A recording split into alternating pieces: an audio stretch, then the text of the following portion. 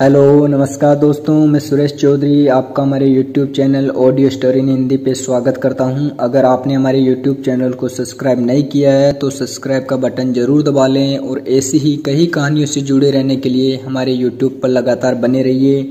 मैं आज की एक कहानी लेके आया हूँ आपके सामने, जिसका नाम है मोम का शेर। सालों पहले की बात है, जब राजा एक दूसरे को पैगाम के साथ ही कुछ पहेलियाँ भी भेजा करते थे। ऐसे ही किसी एक राजा का दूत सर्दियों के मौसम में एक दिन मुगल साम्राज्य के बादशाह अकबर के दरबार में पहुंचा। वह अपने साथ पहेली के रूप में पिंजरे में कैद एक नकली शेर लेकर गया था।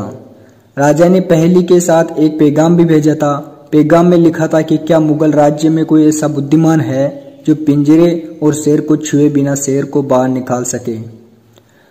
अब मुगल सम्राट अकबर सोच में पड़ गए कि आखिर शेर और पिंजरे को हाथ लगाए बिना भला शेर को कैसे बाहर निकाला जा सकता है। पहेली के साथ भेजे गए पैगाम में यह भी साफ लिखा था कि पिंजरे से शेर को बाहर निकालने के लिए एक व्यक्ति को एक ही बार मौका मिलेगा।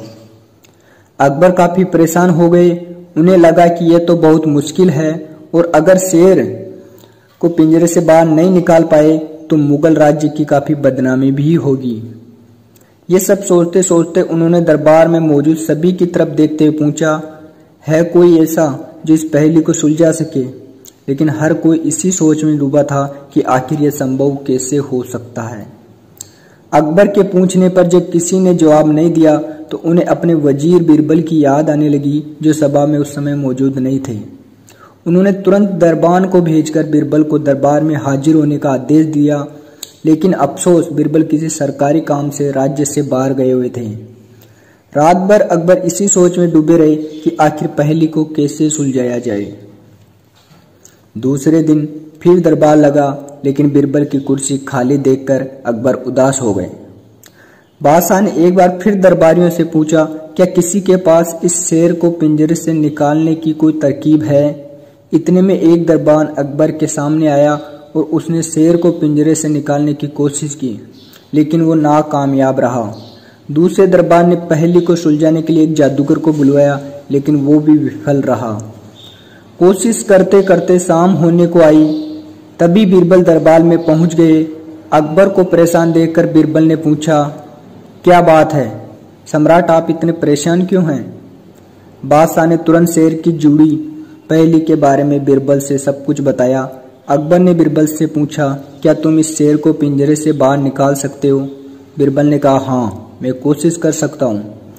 अकबर बहुत खुश हुए, क्योंकि मुगल साम्राज्य में बीरबल के जैसा बुद्धिमान और चतुर दूसरा कोई भी नहीं था।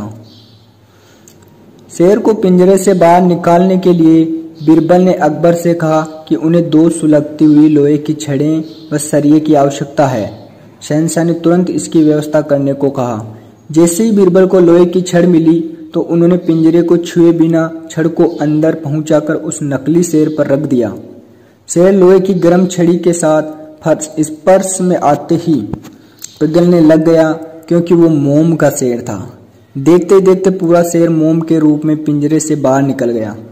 बीरबल की इस अक्लमंदी पर अकबर बहुत प्रसन्न हुए। उन्होंने बीरबल से पूछा, अरे आखिर तुम्हें कैसे पता चला कि ये पिंजरे में अंदर मोम का शेर कैद है। बीरबल ने बड़ी ही नम्रता से जवाब दिया, हजूर बस शेर को गौर से देखने की जरूरत थी। मैंने जब पहेली के रूप में बारे में जानने के बाद उसे गौर से देखा तो लगा कि यह मोम का शेर हो सकता है। साथ ही राजा ने यह भी नहीं बताया था कि शेर को कैसे बाहर निकालना है, तो मैंने उसे पिघलाकर बाहर निकाल दिया। इधर दरबार में बीरबल की जय जयकार होने लगी। उधर पहेली लेकर अकबर के दरबार पहुंचा राजदूत अपने राज्य वापस लौट गया और बीरबल के इस कारनामे के बारे में राजा को बताया। कहा जाता है कि उस दिन के बाद से राजा ने ऐसी पहेली भेजना छोड़ दिया था। इस कहानी से हमें यही शिक्षा मिलती है कि अक्लमंदी से सब कुछ संभव है। हर जगह बल नहीं बल्कि बुद्धि का प्रयोग करना चाहिए। दिमाग से हर समस्या का समाधान हो सकता है। तो ऐसी ही कहानी से जुड़े रहने के लिए हमारे YouTube चैनल पे जुड़े रहें। मैं अभी विदा लेता हूँ। जल्दी एक नई कहानी के साथ लौटूंगा। धन्यवाद।